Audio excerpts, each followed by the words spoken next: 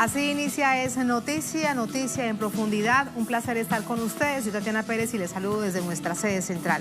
En Caracas, en Venezuela, a partir de este momento, en la próxima hora, tenemos 3 temas que son noticia. Los vemos primero en titulares. Tenemos el primero de ellos, es noticia Venezuela. Las amenazas de Estados Unidos contra la nación crecen desde la llegada de 2 aviones militares rusos a este país suramericano. Que Rusia pagará un precio por ese apoyo que presencia en Venezuela, que este hecho pone en peligro la estabilidad regional, es lo último que han dicho 2 altos funcionarios de la Casa Blanca. Venezuela responde a Estados Unidos que se concentre en su seguridad interna, un asunto que analizamos. Segundo tema que es noticia, Colombia. Representantes de organizaciones sociales comenzaron un inédito recorrido en Europa.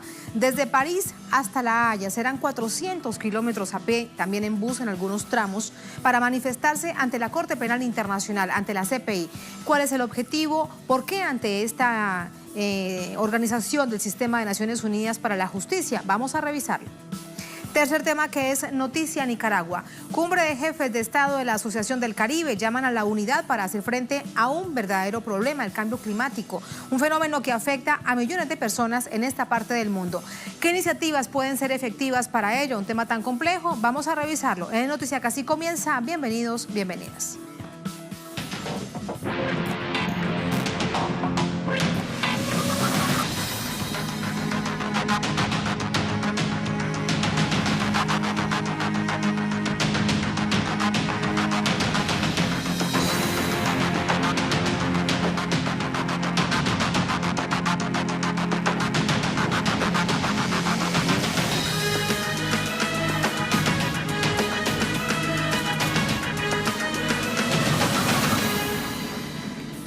En noticia Venezuela, continúan las amenazas de los Estados Unidos sobre esta nación suramericana por su cooperación militar con Rusia. Las presiones provienen del país con más bases militares en todo el mundo, con el pretexto de garantizar sus intereses nacionales. Detalles a continuación. El enviado especial de Estados Unidos para Venezuela, Elliot Abrams, amenazó a Rusia con pagar un precio por su apoyo al gobierno de Nicolás Maduro. Abrams dijo que sería un error que Rusia pensara que tiene libertad de acción sobre la nación suramericana. El funcionario estadounidense insistió en la supuesta lista de opciones de su gobierno para responder a la presencia militar rusa en Venezuela. El pasado lunes, el secretario de Estado Mike Pompeo aseveró que no se quedarían de brazos cruzados al respecto. Luego, el presidente Donald Trump declaró que el Kremlin tiene que salir de Venezuela. La cooperación militar entre Venezuela y Rusia inició en 2005, bajo la presidencia de Hugo Chávez, cuando Estados Unidos comenzó a bloquear la llegada de insumos militares al país. En 2016, Venezuela adquirió 24 aviones caza rusos de última generación Sukhoi 30, Mk2, así como importantes partidas de rifles de asaltos AK-103, que hoy nutren todos los componentes de la Fuerza Armada Nacional Bolivariana. En 2013, con la compra de los sistemas antiaéreos móviles S-300BM rusos, Venezuela terminó de consolidar el sistema de defensa más moderno de la región. En diciembre de 2018, aterrizaron en el Aeropuerto Internacional de Maiquetía 2 bombarderos supersónicos rusos y varios uniformados para la realización de ejercicios militares conjuntos que incomodaron a Washington. Según las fuerzas militares de Venezuela, la experiencia tuvo el objetivo de elevar el nivel de operatividad en los medios aéreos de ambas naciones. La nueva llegada a Venezuela de 2 aviones rusos cargados con personal militar y pertrechos molestó de nuevo a la Casa Blanca. El país con más presencia militar del planeta se atreve a calificar de amenaza la cooperación entre otras naciones que interrumpen sus intereses políticos. Estados Unidos tiene cerca de 800 bases militares en todo el mundo. Según un informe del Comando Sur, en 2018, 76 están ubicadas en América Latina y el Caribe. Los países donde tiene mayor presencia militar en la región son Panamá con 12 bases, Puerto Rico también con 12, otras 9 en Colombia, 8 en Perú, 3 en México, 3 en Honduras, 2 en Paraguay, 1 en Argentina y 1 en Chile. Washington también tiene presencia militar estratégica en casi todas las islas del Caribe y hace esfuerzos por instalarse en Brasil. Estas bases no son solo militares. Algunas funcionan como centros para la guerra mediática y ciberguerra, inteligencia geoespacial y prisiones. De ahí que la respuesta del gobierno de Venezuela a través de la Cancillería, de su ministro de Exteriores, sea pedirle al gobierno de los Estados Unidos que no intervenga en los asuntos internos de Venezuela, más vale que se dedique a los asuntos y los intereses internos de su nación, del propio Estados Unidos. Sobre esta misma situación con los Estados Unidos, el gobierno de Venezuela ha denunciado en varias oportunidades que está detrás del sabotaje, del ataque terrorista, como lo ha catalogado el gobierno de Venezuela, contra el sistema eléctrico nacional. Esta noche, con respecto a ello, hay novedades, nos cuenta Luis Tavera. Luis, buenas noches. Buenas noches para ti, Tatiana, y para la audiencia que sintoniza en las pantallas de Telesur. Este contexto que veíamos hace minutos al inicio del programa resume un poco todo lo que fue noticia esta semana, y hoy viernes finaliza con justamente esta recuperación progresiva que había anunciado el gobierno del presidente Nicolás Maduro de la electricidad en todo el territorio nacional. ¿Qué sucedió esta semana? Bueno, el presidente denunciaba un nuevo sabotaje eléctrico al sistema de energía en todo el territorio nacional, pero esta vez Tatiana ofrecía detalles él mismo de cómo fue perpetrado este plan de ataque en contra el patio de máquinas que suministran la luz acá en Venezuela. Fue con fusiles, fue con armas, él presume que fue a través de francotiradores mercenarios, que son componentes claves en este plan terrorista, un plan desestabilizador, que así lo califica y así lo ha denunciado el propio gobierno de Venezuela. Mientras tanto, este respaldo internacional por parte de potencias como Rusia y China se evidencia cada día con mensajes a través de sus sectores diplomáticos, quienes también denuncian un bloqueo financiero, denuncian estas intenciones de poder apoderarse a través de la violencia, a través de planes desestabilizadores de las riquezas que posee Venezuela. Además, esto coincide, Tatiana, con todo este contexto que han denunciado también los propios venezolanos, este ahogamiento que se tiene a través de la administración de Donald Trump en contra del músculo económico de Venezuela. En esto, bueno, habría que repasar todas estas características que analistas internacionales también han compartido, este asedio en contra de las estatales petroleras de Venezuela, como es el caso de PDVSA con sus filiales, con esta guerra mediática que también forma parte de este mismo escenario que busca aplicar la desestabilización en esta nación suramericana. Pero con respecto a estos componentes violentos, a estos componentes de ataques terroristas, ya había detallado y había anunciado nuevas pruebas desde la vicepresidencia de la comunicación por parte de Jorge Rodríguez, quien esa misma semana ofrecía detalles de este desmantelamiento de células terroristas que imperan acá en Venezuela y que fueron, bueno, capturadas, y se descubrió esta vinculación directa con actores de la oposición venezolana. ¿Qué ocurrió durante esas próximas horas? Bueno, esto que comentaba al principio, este sabotaje eléctrico, pero esta vez físico, que dejó nuevamente en blackout a nivel nacional. Luego se pudo recuperar paulatinamente lo que fue todo el sistema eléctrico de Venezuela, a pesar de que el propio presidente Nicolás Maduro había dicho que este fue un ataque que se podía calificar como catastrófico, porque las intenciones eran dejar sin electricidad por mucho tiempo a todos los venezolanos. Pero ¿qué es lo que se decía en las calles, Tatiana? Las personas coinciden directamente con esta denuncia, dicen que la solución debe ser la que siempre durante estos 20 años los venezolanos han adquirido como una cultura, que es la democracia, es a través del voto, es a través de estas intenciones de poder llevar una convivencia muy a pesar de las posiciones políticas que tenga cada quien, pero que la violencia nunca va a ser la salida, Tatiana. Dentro de poco, hace minutos quiero decir, se sorprendió a los venezolanos un nuevo apagón acá en Caracas. Sin embargo, desde las redes sociales los mismos usuarios han pedido no alertarse, porque el gobierno propiamente había dicho que esta recuperación iba a ser progresiva, ya que los ataques y las consecuencias negativas que tuvo este nuevo sabotaje eléctrico, bueno, iba a durar un poco restablecerse al 100%, Tatiana.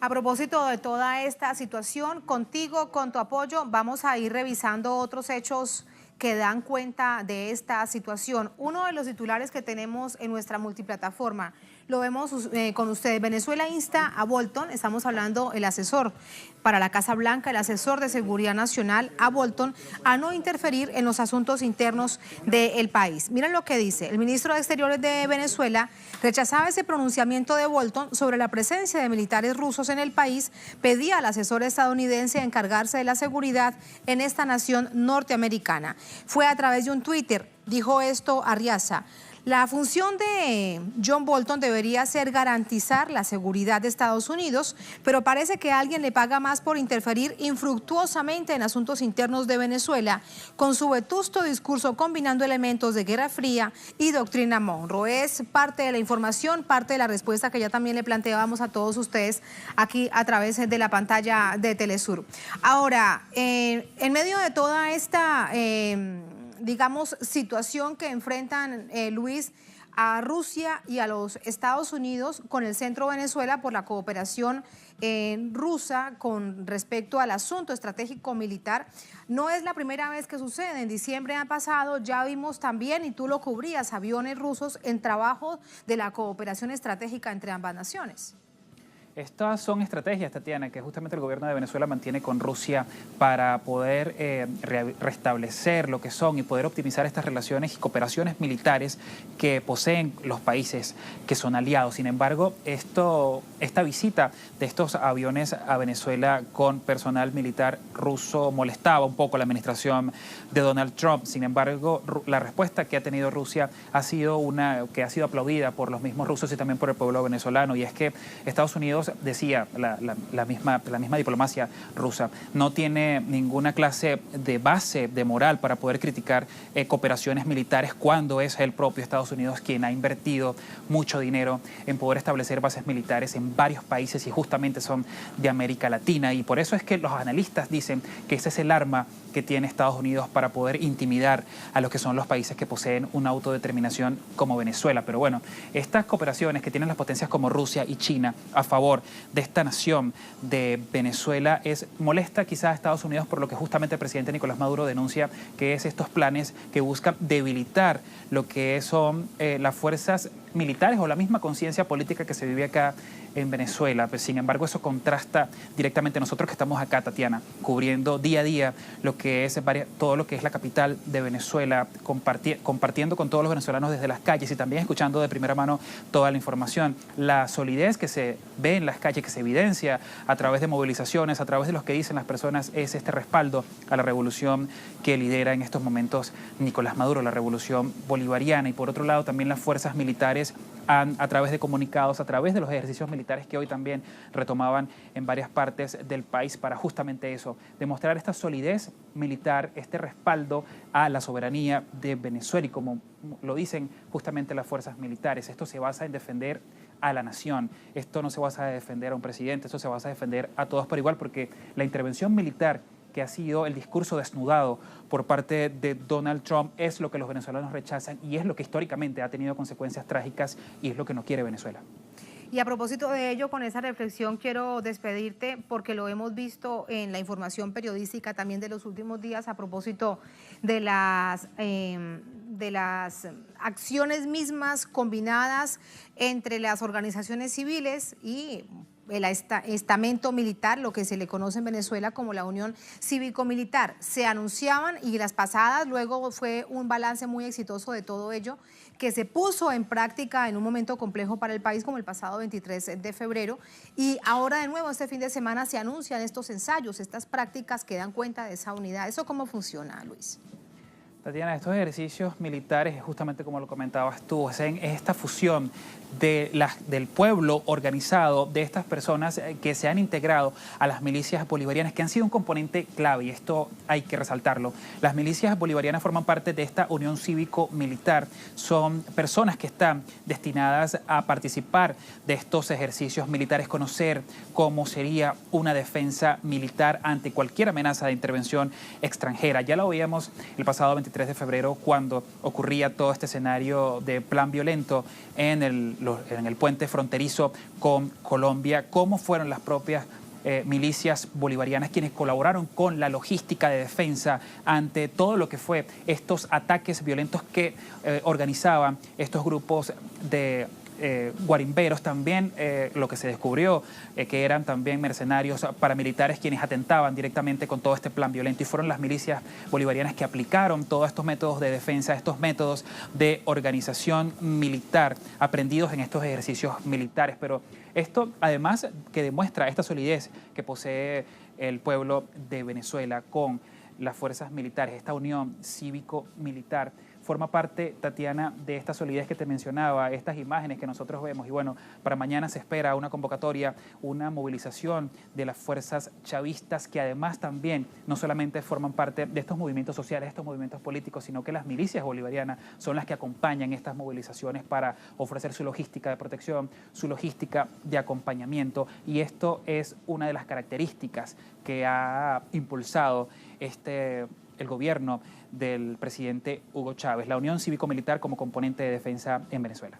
Gracias, Luis, gracias por todos esos detalles pendientes de este encuentro, bueno, y de la movilización de este sábado. Muy buenas noches. Buenas noches. Muy buenas noches. Así nos vamos a la primera pausa en esta emisión de Es Noticia. Al volver, en Noticia Colombia, con una mirada hacia afuera, hacia Europa. Ya les contamos por qué. Porque organizaciones sociales comenzaron un inédito recorrido en Europa, en este continente. Desde París hasta La Haya serán 400 kilómetros a pie y en bus para manifestarse ante la Corte Penal Internacional. ¿Cuál es su objetivo? ¿Por qué ante la CPI? Tenemos la información, tenemos el análisis al volver en Es Noticia.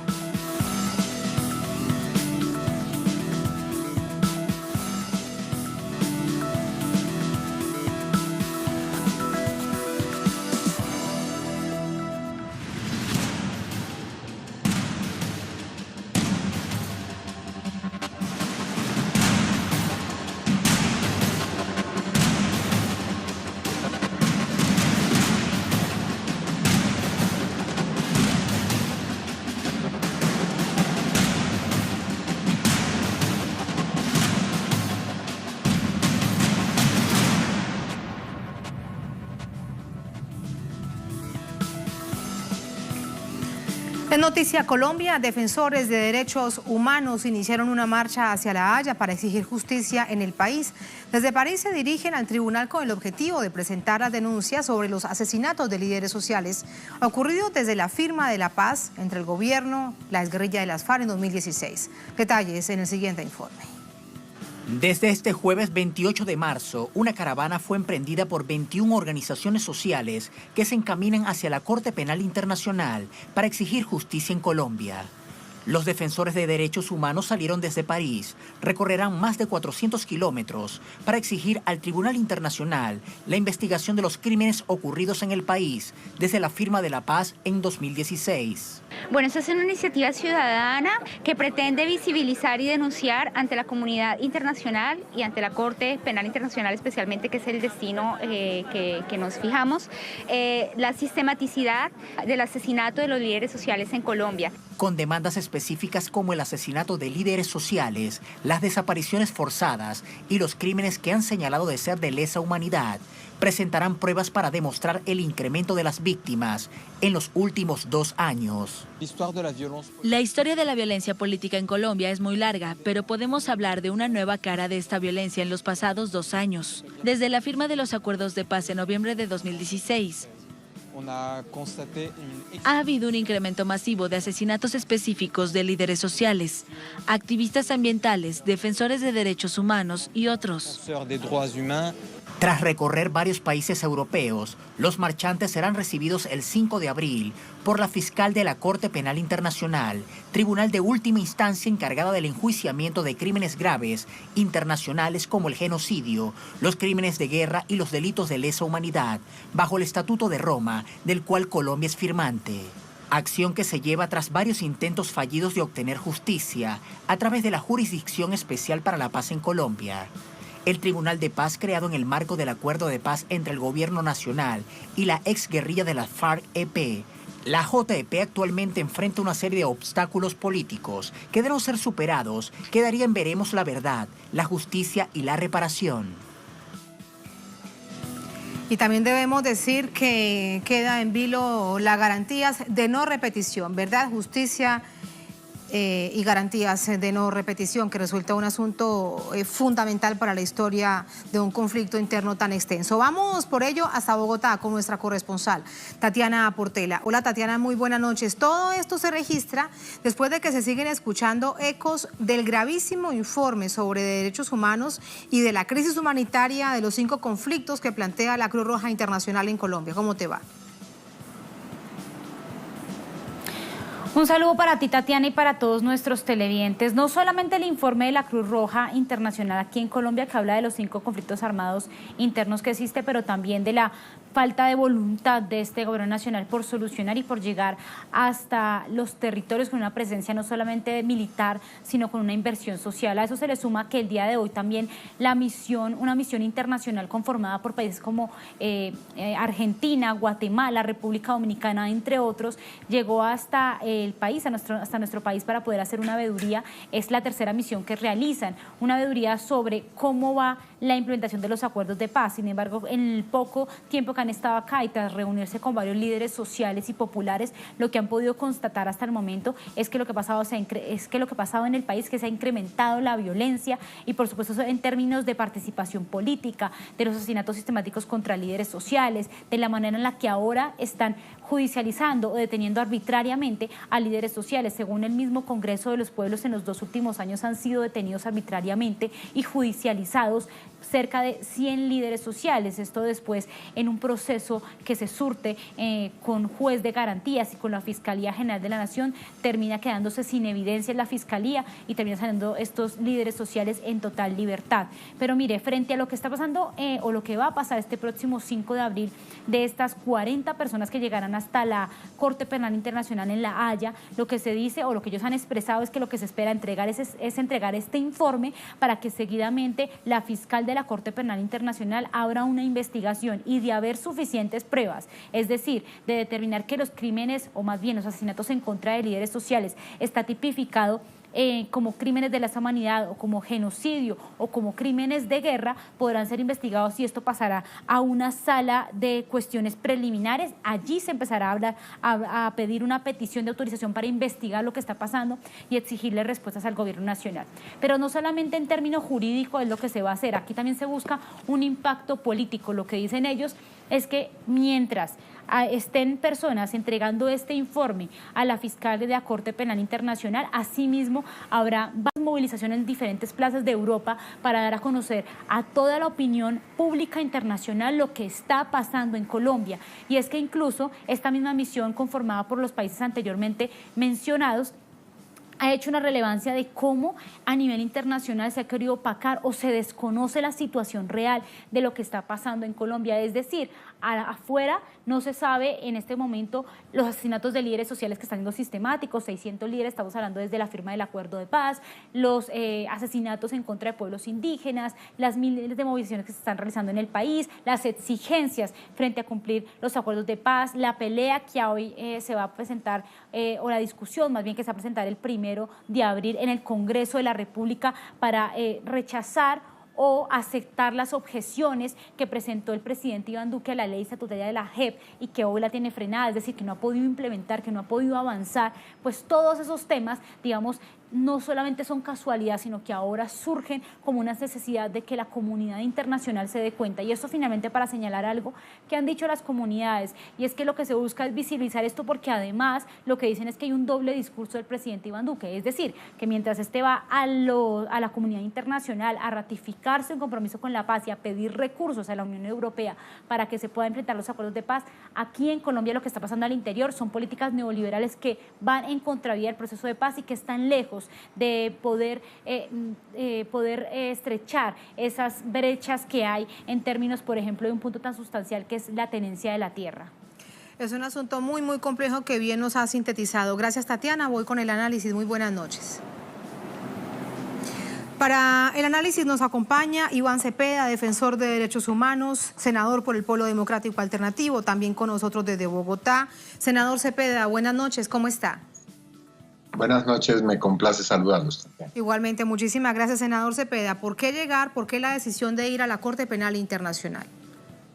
Bueno, es una decisión que han tomado especialmente nuestros compatriotas que están en el exilio y que observan de una manera dolorosa el asesinato semanal de 2, 3, incluso hasta han llegado a ocurrir 6 asesinatos de líderes sociales en una semana, es decir, prácticamente el asesinato de un líder social por día en Colombia, sin que haya una acción decidida del gobierno y del Estado colombiano para acabar con esa esa práctica macabra.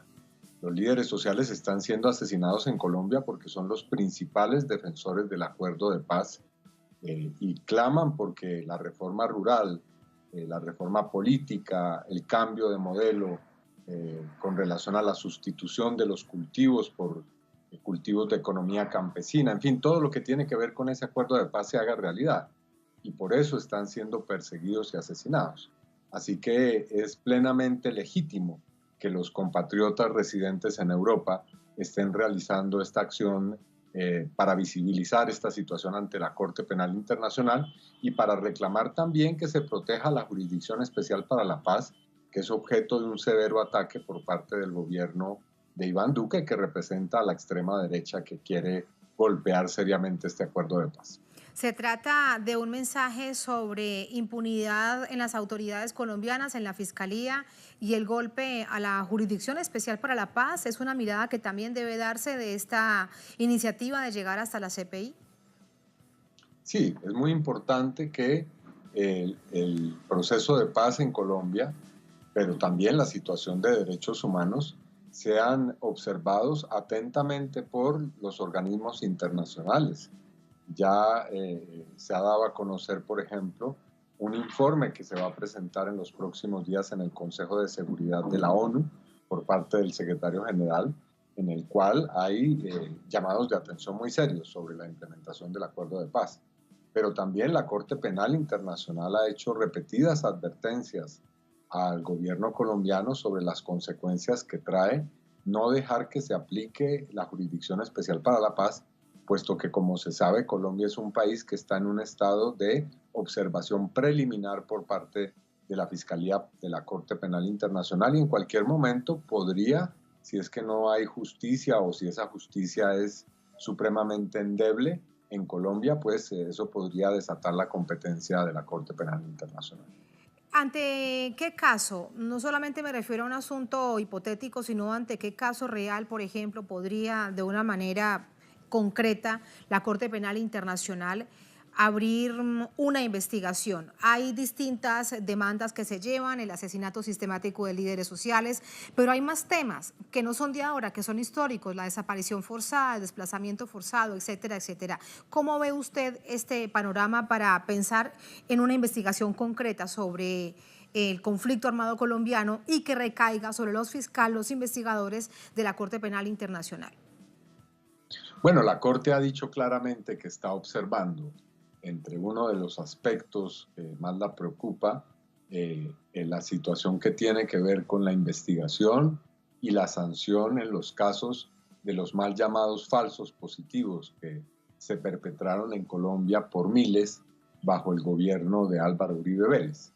La Corte está observando en concreto la situación de 29 generales que podrían estar involucrados con estos hechos de violaciones masivas, es más, de crímenes de lesa humanidad que se perpetraron en Colombia. Si estos casos concretos, me refiero al de estos altos mandos, no es debidamente atendida, por ejemplo, por un órgano como la Jurisdicción Especial para la Paz, en el futuro eso podría traer consecuencias y por supuesto allí podría, como lo decía, desatarse la competencia de la Corte. Hay otros casos que está observando, pero ahora lo que quieren los defensores de derechos humanos que van hacia La Haya es que también la Corte observe de manera preliminar cómo evoluciona la situación de asesinatos de líderes sociales y también las investigaciones que no están dando resultados en esta materia. En todo caso, siempre se ha visto desde que nace, desde que aparece el Estatuto de Roma, desde que se forma la Corte Penal Internacional, que es un máximo tribunal, es un tribunal de última instancia, pero que en muchas oportunidades ha dejado pasar asuntos que realmente son muy dolorosos para los pueblos. ¿Por qué pensar que en este momento sí podría funcionar? Bueno, yo creo que ya hay un consenso internacional con relación a que la Corte Penal ha hecho un énfasis en juzgar casos del continente africano y en efecto ha producido condenas con relación a crímenes de lesa humanidad perpetrados en países del África, pero ya hay también la exigencia en el plano internacional de que la Corte debe abarcar entre su espectro de investigaciones y de juicios otros continentes y otras realidades. La Corte Penal Internacional no ha sido creada exclusivamente para perseguir los hechos graves, es cierto, que se han presentado en países africanos, sino también debe fijar su atención en América Latina y otras partes del planeta en las cuales están ocurriendo también y han ocurrido casos muy graves de crímenes internacionales. Nos decía nuestra corresponsal que otro de los objetivos es tratar de poner sobre el plano internacional, el plano europeo, la situación tan dolorosa del conflicto, que vemos que antes que avanzar en términos de paz, en medio de un proceso de implementación de los acuerdos, está pasando todo lo contrario. ¿Cuál es su visión de ello, senador Cepeda? Porque eso es cierto, el conflicto armado interno en el colombiano, en el mundo, está invisibilizado.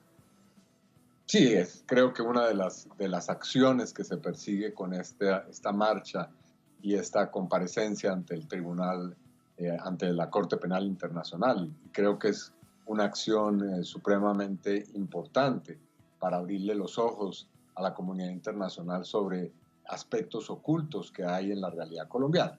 Es cierto, el proceso de paz y el acuerdo de paz hizo disminuir de una manera significativa algunos índices de violencia en el país. Pero eso no significa que en Colombia no se sigan presentando hechos terriblemente dolorosos y que en muchas regiones, especialmente en muchos territorios rurales del país, se siga persiguiendo y asesinando de manera masiva a líderes de derechos humanos, personas que denuncian la corrupción, como lo decía, personas que están por la aplicación del acuerdo de paz. Es la situación. Por último, me queda preguntarle ya a nivel interno la expectativa que hay sobre lo que pueda suceder sobre la Jurisdicción Especial para la Paz. Veíamos cómo en las últimas horas de nuevo se pronuncia Naciones Unidas. El secretario general, de hecho, pide al gobierno de Colombia que replantee su postura sobre las objeciones que resultan evidentemente un golpe en caso de que se den a este Tribunal de Paz creado en el marco de la firma de los acuerdos de paz. ¿Hacia dónde irá en medio de un asunto que se ha tornado tan político en Colombia? Bueno, el proceso de debate público y de crítica al gobierno del presidente Duque ha sido intenso, no solamente en las calles, en la movilización, sino también en el debate político y en lo que va a ser el debate parlamentario. Varias formaciones políticas que conforman una mayoría en el Congreso colombiano, partidos como Cambio Radical, el Partido de la U, Partido Liberal, toda la coalición de partidos de oposición, han anunciado que van a votar en contra de las objeciones que ha presentado el presidente Duque contra la ley estatutaria de la Jurisdicción Especial para la Paz. Y eso significa que puede el gobierno tener una derrota en la votación que se presentará en los próximos días en el Congreso. Ahora, por supuesto, el gobierno está haciendo toda clase de esfuerzos, algunos de carácter político, pero también intentando a través de cuotas burocráticas y otra clase de estímulos, por llamarlo de alguna manera, buscar votos de congresistas para que le aprueben las objeciones al presidente Duque. Esto querría decir entonces que queda de espaldas a ese llamado de la comunidad internacional, en este caso a un organismo que ha estado permanentemente en el proceso de los acuerdos de paz como es Naciones Unidas. ¿Eso qué implicará para Colombia, senador Cepeda? Falta de credibilidad, desconfianza, ¿qué podrá hacer?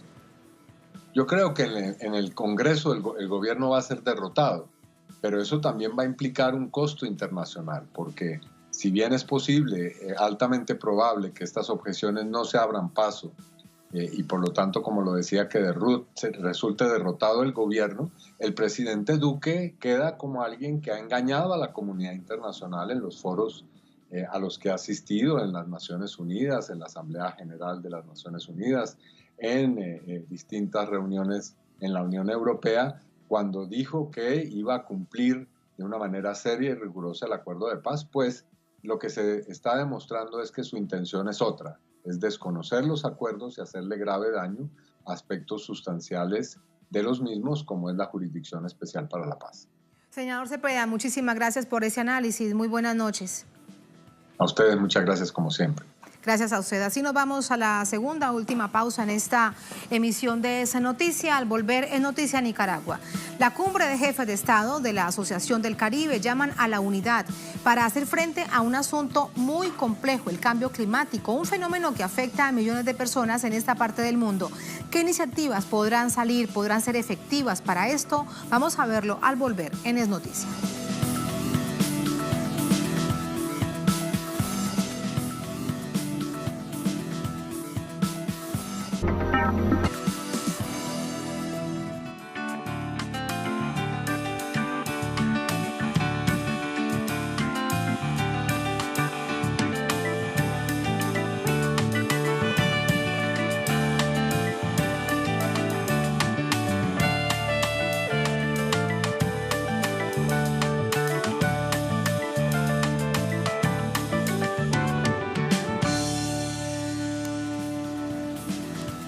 En Noticia Nicaragua, país que acoge la cumbre de la Asociación de Estados del Caribe, la AEC, para discutir sobre un asunto central, ya les decíamos antes de esta pausa, el efecto del cambio climático en sus naciones. En Managua, la capital, el encuentro de jefes de Estado y de Gobierno debate sobre acciones concretas para combatir los efectos nocivos del cambio climático. Cada año, estas naciones del Caribe ven cómo los fenómenos naturales son más fuertes y dejan daños incalculables en pérdidas humanas e infraestructura. Las causas del cambio climático han sido claramente identificadas por la comunidad científica y reconocidas por prácticamente todos los gobiernos. Pero ni los esfuerzos desplegados ni los compromisos internacionales en materia medioambiental resultan suficientes para detener el alarmante aumento de la temperatura global y para estabilizarla en el entorno de 1,5 grados Celsius, como es el reclamo de los países en desarrollo. Apurar el paso, porque de lo contrario los efectos serán devastadores para todos los países del planeta. A esta cumbre asisten 25 Estados miembros, 9 asociados, representantes de 17 países, observadores y 6 organismos internacionales, entre ellos la Unión Europea, la Comunidad del Caribe y el Sistema de Integración Centroamericano, SICA.